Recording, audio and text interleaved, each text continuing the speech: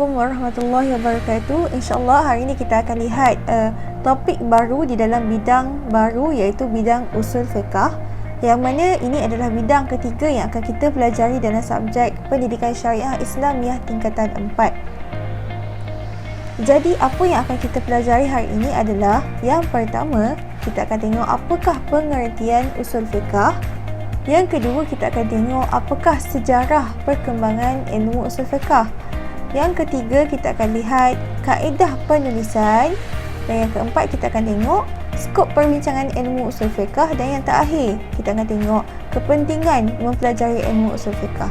Jadi, dalam kelas kali ini, maklumat akan fokuskan kepada 5 topik ini ataupun 5 subtopik ini yang berkenaan dengan pengenalan ilmu usul fiqh. Sebelum kita pergi lebih lanjut, seperti biasa kita akan tengok dahulu apakah pengertian ilmu usul fiqh. Pertama dari sudut bahasa, kemudian kita akan tengok dari sudut istilah. Dari sudut bahasa, usul fiqh ataupun usul fiqh ini terbahagi kepada 2 perkataan. Pertama, perkataan usul. Yang mana dari sudut bahasa merupakan asas sesuatu perkataan. Aslu. Manakala dari sudut istilah, usul ataupun asal adalah membawa maksud dalil dan kaedah. Manakala perkataan fiqh pula, perkataan kedua iaitu fiqh pula, dari segi bahasa membawa maksud faham. Fiqhun, faham. Manakala dari sudut istilah, fiqh bermaksud ataupun fiqh ini bermaksud ilmu berkaitan hukum syarak secara amali yang diperolehi daripada dalil-dalil yang terperinci. Tetapi apabila kita menggabungkan ataupun menggabungkan makna bagi usul fiqh, maka kita dapat fahami usul fiqh adalah ilmu berkaitan kaedah umum penentuan hukum syarak secara amali melalui dalil-dalil terperinci. Okey, bagaimana contoh maksud dia? Maknanya bagi contoh. Kita tahu wuduk adalah syarat sah kepada solat. Berdasarkan ayat Al-Quran.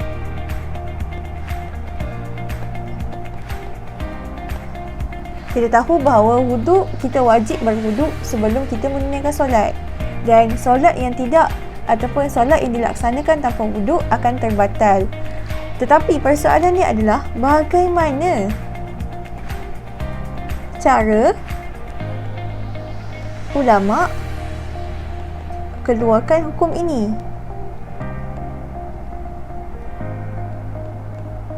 Apakah kaedah yang digunakan oleh ulama apabila meneliti hadis, ayat Al-Quran ataupun hadis, dan mengeluarkan apakah hukum yang terkandung di dalam hadis ataupun ayat Al-Quran tersebut. Jadi kita akan bincangkan tentang kaedah. Kita bukan semata bincang tentang hukum fiqh, sama ada dia adalah wajib ke, sunat ke, makruh ke, haram ke dan sebagainya. Tetapi di dalam bidang usul fiqh, kita akan membincangkan tentang kaedah. Bagaimana hukum itu terhasil. Jadi itu yang akan kita bincangkan dalam bab usul fiqh. Kemudian kita akan tengok yang kedua berkenaan dengan sejarah perkembangan ilmu usul fiqh. Sebelum maklumat pergi kepada garis masa sejarah perkembangan, maklumat nak terangkan sedikitlah tentang beberapa istilah yang ada di dalam sejarah ini. Yang pertama, istilah zaman Rasulullah, yang mana kita tahu bila disebut di zaman Rasulullah, ia adalah zaman yang di mana awal wahyu diturunkan sehinggalah 11 Hijrah. Yang mana ini adalah tahun kewafatan Nabi SAW. Maka apabila Nabi wafat, maka berakhirlah zaman yang pertama, iaitu zaman Rasulullah. Kemudian kita bermula pula zaman sahabat, yang mana mereka ada, yang dinamakan sahabat ni adalah mereka yang hidup bersemuka secara langsung dan beriman kepada Rasulullah sewaktu hayat baginda. Antara para sahabat ialah Khulafa ar-Rasyidin, iaitu Abu Bakar, Umar, Uthman, Ali dan sebagainya, serta Al-Mubashshirun bil Jannah, iaitu 10 sahabat yang dijamin syurga. Umat Islam yang menjadi tentera Uhud, para muhajirin yang mana berhijrah daripada Mekah ke Madinah, Ahlul Bait Ridwan, as-sabiqun al-awwalun, iaitu golongan sahabat yang mula-mula memeluk agama Islam. Dan kita boleh katakan para sahabat wafat ataupun hidup antara 11 tahun 11 Hijrah sehingga 90 Hijrah. Jadi tempoh ataupun garis masa bagi zaman sahabat ini adalah pada 11 Hijrah sehingga 90 Hijrah. Jika tadi zaman Rasulullah bermula pada awal penurunan wahyu sehingga ke tahun 11 Hijrah, maka zaman sahabat bermula daripada 11 Hijrah, iaitu pelantikan pertama Abu Bakar sebagai khalifah, dan berakhir pada tahun 90 Hijrah lebih kurang. Kemudian kita lihat zaman ketiga, iaitu zaman tabi'in. Apa yang dimaksudkan dengan tabi'in ini? Tabi'in adalah orang yang mengikuti jejak para sahabat. Mereka ni siapa? Mereka adalah individu yang tidak sempat melihat ataupun bersemuka dengan Nabi SAW, tetapi mereka belajar dengan para sahabat dan lahir selepas kewafatan Nabi. Dengan arti kata lain, kita boleh katalah tabi'in ini sebenarnya anak murid kepada para sahabat. Kebanyakannya mereka ni bersemuka lah ataupun berjumpa dengan para sahabat. Dan garis masa bagi zaman tabi'in adalah bermula lebih kurang pada tahun 90 Hijrah sehingga 120 Hijrah. Dan zaman terakhir adalah zaman tabi'in, iaitu anak didik kepada para tabi'in, dan mereka ni adalah mereka yang wafat sebagai seorang Muslim. Dan tempoh masa zaman tabi'in adalah lebih kurang pada tahun 120 Hijrah sehingga 190 Hijrah. Jadi kenapa kita kena tahu keempat-empat istilah ini? Kerana sejarah perkembangan ilmu usul fiqh ini sangat berkait tentang keempat-empat zaman ini, dan setiap zaman dia ada keistimewaan dan ada perkembangannya tersendiri. Jadi kita akan tengok satu persatu.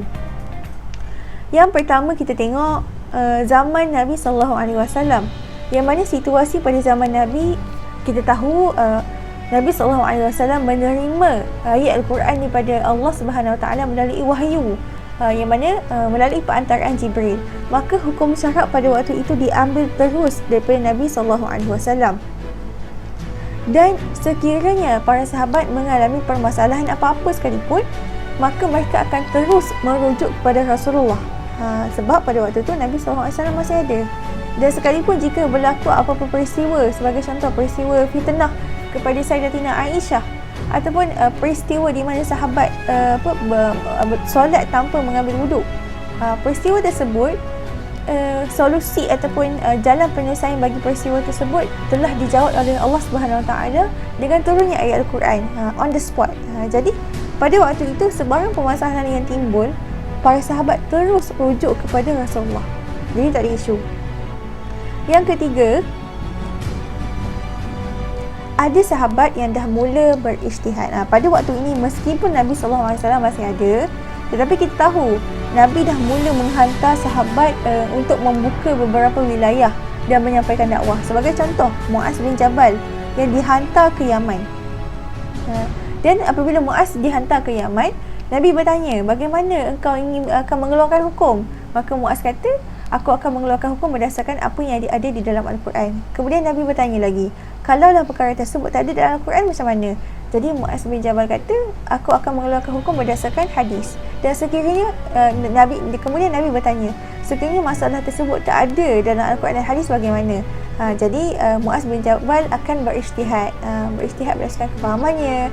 Dan jadi ini menunjukkan bahawa meskipun Nabi ada pada zaman tersebut, tetapi aplikasi ijtihad, iaitu mengeluarkan hukum berdasarkan kefahaman Al-Quran dan juga hadis yang sahih, hadis yang mana mereka perolehi daripada Nabi, benda ni dah berlaku. Ijtihad, mengeluarkan pandangan tentang satu masalah itu dah berlaku pada zaman Nabi, iaitu bermula apabila Muaz bin Jabal dihantar ke Yaman. Dan pastinya Muaz bin Jabal apabila mengeluarkan hukum, mestilah dia akan ada kaedah dia.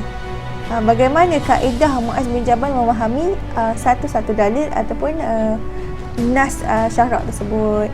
Tetapi perlu diperingatkan, pada zaman Nabi ini belum mula penulisan. Dengan arti kata, sahabat memang terus memahami ayat Al-Quran yang diturunkan dan juga hadis Nabi tanpa orang kata ragu-ragu. Dan disebabkan itulah belum adalah sebarang penulisan kaedah-kaedah memahami hukum yang digunakan oleh para sahabat, yang diterangkan oleh Nabi SAW. Okey, itu zaman yang pertama. Zaman yang kedua kita tengok pada zaman sahabat, iaitu selepas kewafatan Nabi SAW. Yang pertama kita lihat, selepas Nabi wafat, muncul banyak permasalahan baru. Apa contohnya? Contoh paling mudah adalah contoh pemilihan khalifah.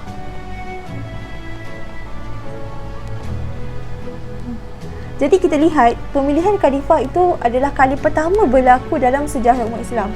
Maksudnya bila mana Nabi dah tak ada, kita tengok apa yang berlaku. Waktu tu umat Islam berijtihad, umat Islam sangat menjalankan syura antara satu sama lain untuk memilih Abu Bakar sebagai khalifah. Kemudian antara contoh lain, peristiwa Riddah, yang mana peperangan memerangi mereka yang enggan membayar zakat, dan juga mereka yang murtad selepas kewafatan Nabi SAW. Jadi masalah ini tidak berlaku zaman Nabi, tetapi berlaku selepas kewafatan Nabi. Jadi apa yang berlaku? Sahabat telah mula menetapkan hukum berdasarkan kefahaman mereka terhadap nas syara', iaitu Al-Quran dan juga hadis. Namun waktu zaman ni belum ada penulisan. Para sahabat apabila menetapkan hukum, mereka tidak membuat penulisan mengenai kaedah yang telah digunakan. Dan jawapan para sahabat dalam setiap permasalahan yang berlaku ini kita gelarkan ataupun kita istilahkan sebagai fatwa para sahabat. Okey. Ini zaman yang kedua. Zaman yang sebelum itu, sebelum pergi kepada zaman yang ketiga, kita kena tahu 3 sebab kenapa para sahabat waktu ini, walaupun Nabi dah tak ada, para sahabat mampu untuk berijtihad mengeluarkan hukum baru bagi masalah-masalah yang baru. Sebab yang pertama, para sahabat memang ada kemahiran bahasa Arab. Mereka adalah orang Arab. Yang kedua, mereka tahu sebab nuzul, iaitu sebab turunnya ayat-ayat Al-Quran. Dan mereka tahu sebab urut, iaitu sebab adanya hadis-hadis. Sebab kenapa Nabi berkata sedemikian dan sebagainya. Kisah di sebalik ayat Al-Quran dan juga hadis. Dan yang ketiga, para sahabat sentiasa berdampingan dengan Nabi. Dengan arti kata mereka tahu apa yang Nabi sampaikan, dan seperti yang Mama cakap tadi, sekiranya mereka tak faham ke ataupun perlu penerangan, mereka akan terus rujuk kepada Nabi SAW. Jadi ini antara sebab lah, 3 sebab kenapa sahabat ni mampu untuk berijtihad. Jadi 3 ni jangan lupa lah. Yang pertama, bahasa Arab. Yang kedua, sebab nuzul. Dia tahu sebab nuzul dan sebab urut. Dan yang ketiga, mereka adalah golongan yang berdampingan dengan Nabi SAW. Kemudian zaman yang ketiga adalah zaman tabi'in, iaitu mereka yang bersama-sama dengan para sahabat tapi tak sempat bersama dengan Rasulullah. Kita lihat apa yang berlaku. Para tabi'in ini mula mewarisi ilmu daripada sahabat. Yang kedua, mereka menggunakan kaedah yang para sahabat guna untuk memutuskan hukum-hukum baru bagi masalah yang wujud pada zaman tersebut.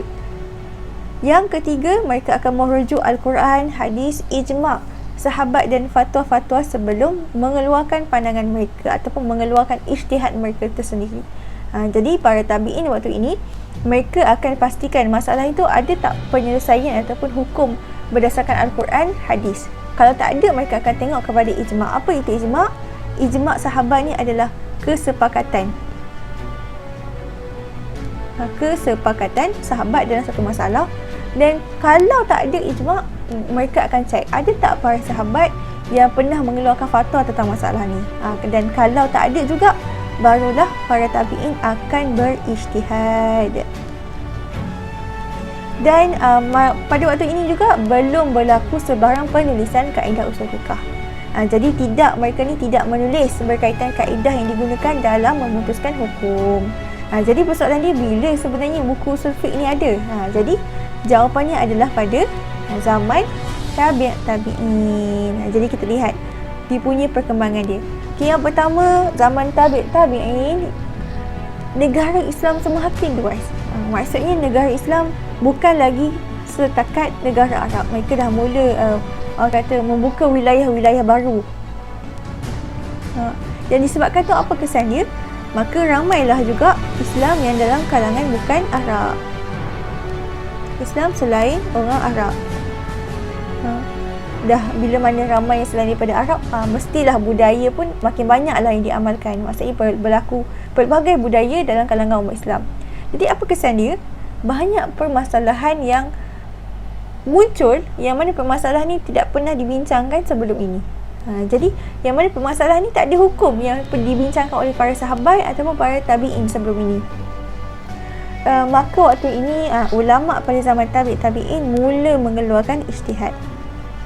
Dan pastinya disebabkan mereka keluarkan ijtihad, maka waktu inilah mulanya penulisan buku usul fiqh ataupun kaedah-kaedah bagaimana ulama waktu ini mengeluarkan hukum berdasarkan dalil-dalil Al-Quran, hadis dan sebagainya.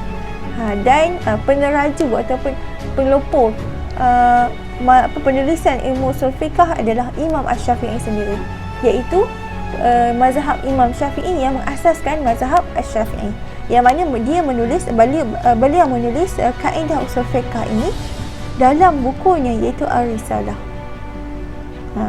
Jadi ini antara orang kata 4 sejarah perkembangan penulisan ataupun sejarah perkembangan ilmu usul fiqh, yang mana meskipun memang zaman sahabat zaman Nabi belum ditulis, zaman sahabat belum juga ditulis buku kata secara khusus usul fiqh ataupun zaman tabi'in. Tetapi hakikatnya dari segi pengamalan usul fiqh ini telah pun diamalkan pada kesemua zaman. Dia bermula daripada zaman Nabi, sahabat dan juga tabi'in. Sehinggalah datangnya Imam Asy-Syafi'i, yang mana Imam Syafi'i membukukan ataupun menulis kaedah-kaedah usul fiqh ni dalam bentuk satu buku ataupun satu bidang perbahasan yang baru, bidang perbahasan yang terasing daripada hukum-hukum fiqh. Okey, kemudian kita dah tengok kata sejarah perkembangan. Kemudian kita akan tengok bagaimana kaedah penulisan ilmu usul fiqh. Bila mana makin ramai ulama yang membahaskan berkenaan dengan usul fiqh, maka dia ada kaedah penulisan dia. Umpama dia macam cara bertulis lah, cara membukukan ilmu tersebut. Dia berbeza kaedah dia kan. Jadi kita tengok selepas berlakunya penulisan Ar-Risalah oleh Imam Syafi'i, maka waktu itu ilmu usul fiqh ni makin berkembang. Dan disebabkan itulah kaedah penulisan usul fiqh ini terbahagi kepada 2 jenis. Pertama, kaedah yang dituliskan oleh golongan al-mutakallimun, iaitu mazhab Asy-Syafi'iyah. Dan kaedah kedua adalah kaedah yang ditulis oleh mereka yang menggunakan kaedah al-fuqaha, iaitu golongan mazhab Hanafi. Jadi ada perbezaan dari segi kedua-dua cara penulisan ni. Okay, kita tengok yang pertama. Kaedah penulisan yang pertama adalah kaedah al-mutakallimun, iaitu kaedah yang dipelopori oleh mazhab Asy-Syafi'iyah dan juga beberapa lagi mazhab yang lain. Okay, yang pertama kita tengok ciri-ciri ataupun caranya adalah kaedah ini ataupun ulama yang menulis usul fiqh dengan menggunakan kaedah ini, mereka membina kaedah usul fiqh berasaskan dalil dan hujah daripada Al-Quran, hadis dan dalil akal. Dengan arti kata lain, mereka akan merujuk kepada dalil, melihat kepada dalil-dalil, dan barulah mereka akan mengeluarkan kaedah tertentu dalam memahami dalil, dan kaedah itu digunakan untuk mengeluarkan hukum bagi masalah-masalah. Itu cara dia. Dan kalau kita tengok metodologi ni adalah kaedah ini ditulis tanpa terikat dengan hukum-hukum fiqh yang telah diputuskan oleh imam-imam mazhab ataupun membahaskannya secara terperinci. Dengan arti kata lain, disebabkan kaedahnya bermula dengan melihat kepada dalil, kemudian mengeluarkan kaedah daripada dalil dan mengaplikasikan kepada hukum, maka kita lihat kaedah ini ataupun kitab-kitab yang menggunakan kaedah ini tidak memasukkan perbincangan hukum fiqh berkenaan dengan hukum fiqh. Okay.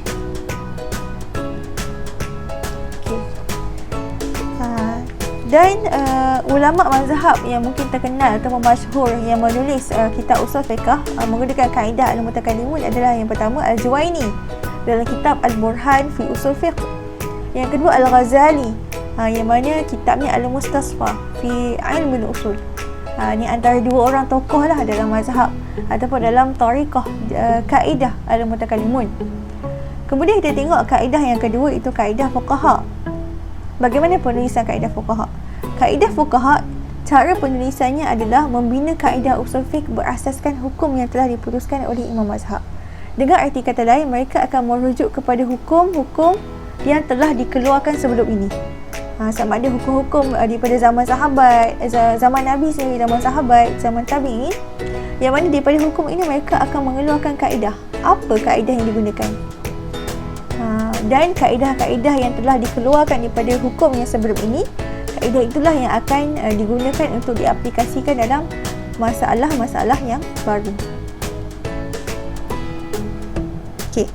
Jadi apa perbezaannya ataupun metodologi penulisannya? Okey. Kaedah fuqaha ni mereka akan bincangkan tentang hukum hakam yang telah diputuskan. Dengan arti kata memang akan rujuk kembali kepada hukum. Dan kemudian mereka akan pastikan kaedah usul fiqh yang ditetapkan itu tidak bersanggah dengan fatwa imam. Okey, dan antara ulama yang masyhur yang menggunakan kaedah ini dalam penulisan ilmu usul fiqh, pertama Al-Jassas yang mana menulis kitab Al-Usul, kemudian Ad-Dabusi yang menulis kitab Taqwim Al-Adillati fi Usul Fiqh. Ni ada dua tokoh lah yang perlu para pelajar ingat. Yang mana membezakan, yang mana tokoh-tokoh ini berbezalah dengan tokoh dalam tariqah ataupun kaedah al-mutakallimun. Jadi apa yang pelajar perlu ingat tentang kaedah ini adalah dari segi bentuk, bagaimana cara penulisan dia. Okey. Dan dari segi skop perbincangan, ada beberapa skop perbincangan yang akan para pelajar belajarlah dalam ilmu usul fiqh. Tetapi dalam peringkat tingkatan 4 dan juga tingkatan 5, para pelajar tak akan belajar semua perkara lah. Kita akan fokuskan kepada beberapa perkara sahaja. Pertama, selepas kita belajar tentang pengenalan ilmu usul fiqh ini, para pelajar akan belajar tentang hukum syarak, iaitu berkenaan dengan sunat, berkenaan dengan wajib, makruh, haram dan sebagainya. Apakah orang kata dalil-dalil yang menunjukkan tentang hukum-hukum ini? Bagaimana kita tahu ayat wa aqimus solah menunjukkan perintah yang wajib? Apakah hukum yang ada daripada ayat tersebut wajib? Wa aqimu, dan tunaikanlah solat.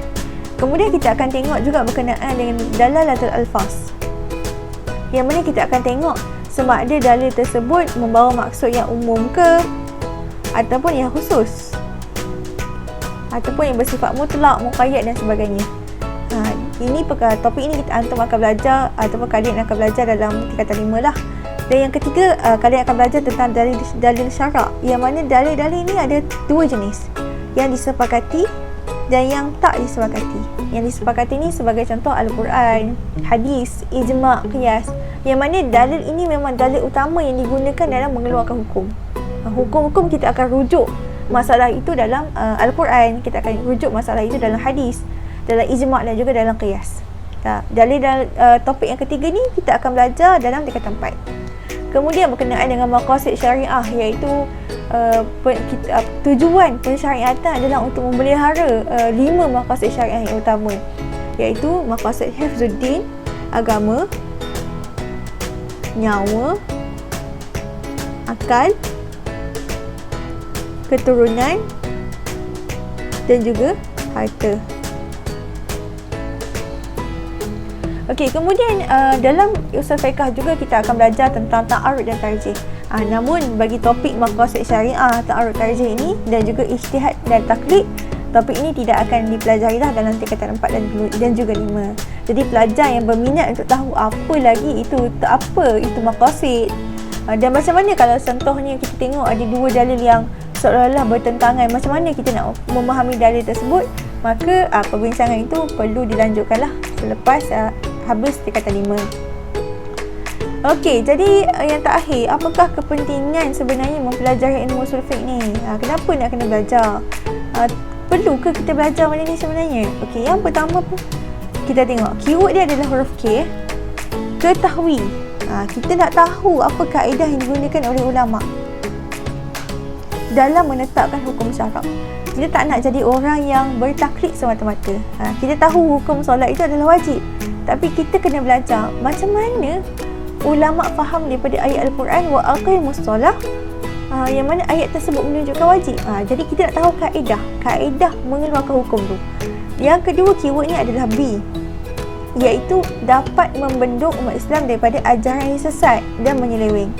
Jadi kalau kita belajar ilmu usul fiqh, sekurang-kurangnya kita tahu bahawa ayat Al-Quran ini tidak boleh ditafsirkan sesuka hati, dan kita tak boleh mengeluarkan hukum sesuka hati. Dia ada kaedah yang perlu kita ikut. Yang ketiga, keywordnya adalah M, iaitu memberi kemampuan kepada ulama untuk mengeluarkan hukum syarak terhadap persoalan yang baru. Jadi kenapa ilmu usul fiqh ini masih ada dan diamalkan hari ini? Sebab permasalahan dalam kehidupan seharian kita semakin berkembang. Banyak masalah-masalah baru. Sebagai contoh, zaman sekarang dah ada internet, dah ada komputer, dah ada teknologi. Jadi makinlah banyak permasalahan yang baru timbul pada zaman sekarang, yang mana memerlukan kefahaman ilmu usul fiqh untuk kita keluarkan hukum baru. Yang keempat, keywordnya adalah F, dapat membantu memahami cara ulama silam mengeluarkan hukum syarak. Kita nak faham bagaimana cara ulama terdahulu keluarkan hukum syarak dengan penuh teliti. Jadi yang terakhir, Mak Imah tutup pembelajaran kita hari ini dengan membaca dengan doa, iaitu Allah mafaqihhu fid din wa 'allimhu ta'wil. Ya Allah, berilah kefahaman kepadanya dalam urusan agama dan ajarkanlah ta'wil, iaitu tafsir Al-Quran. Jadi kita berharap semoga dengan kita mempelajari ilmu usul fiqh ini, sekurang-kurangnya dapat membuka minda kita bagaimana cara kita berinteraksi dengan Al-Quran, bagaimana kita memahami perintah yang terkandung di dalam Al-Quran tersebut, dan sekaligus dapat menguatkan keimanan kita dalam beramal dalam setiap satu ibadah yang telah disyariatkan. Jadi yang terakhir, kita sudah habislah berkenaan dengan pengenalan ilmu usul fiqh ini, dan untuk latihan pengukuhan, para pelajar boleh buat latihan dalam buku kerja. Jadi wallahu a'lam bishawab. Itu sahaja kelas daripada Mukadimah. Yang kurang itu datang daripada Mukadimah. Jadi mohon maaf sekiranya ada maklumat yang tersilap. Jangan malu, jangan segan, boleh utarakan di dalam ruangan komen. Wallahu a'lam bishawab. Assalamualaikum warahmatullahi wabarakatuh.